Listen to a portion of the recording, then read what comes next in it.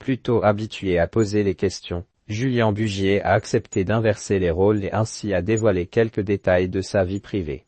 Il en a dit plus sur un aspect intime de son quotidien.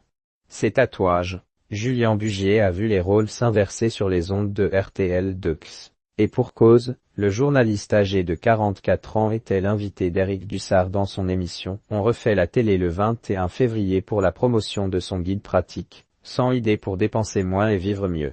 Si son hôte a principalement axé ses questions sur l'évolution professionnelle de Julien Bugier, il a tout de même tenté d'en apprendre un peu plus sur la vie privée de l'invité du jour. Et, à la surprise générale, le présentateur du journal de 13h de France 2 a accepté de se livrer sur ses tatouages Julien Bugier et ses tatouages cachés. J'en referai un, sans doute, et Julien Bugier a révélé posséder pas moins de 4 tatouages, tous réalisés lors de voyages en Polynésie française.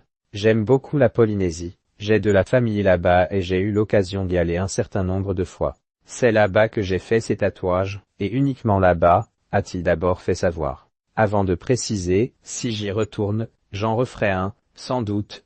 Vous avez une discussion avec le tatoueur, vous lui racontez un peu votre vie et il vous propose un tatouage en fonction de ce que vous lui avez raconté. C'est ça que j'ai bien aimé dans la démarche.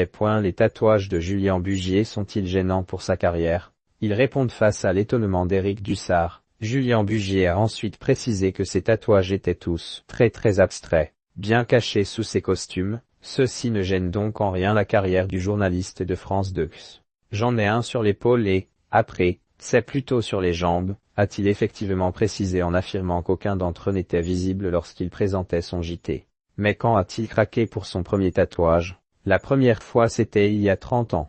Je l'ai fait pour moi, donc j'aime bien qu'il reste caché, que ce soit un peu mon petit jardin secret, a fini par conclure celui qui partage sa vie depuis plus de 20 ans avec la discrète journaliste économique Claire Fournier.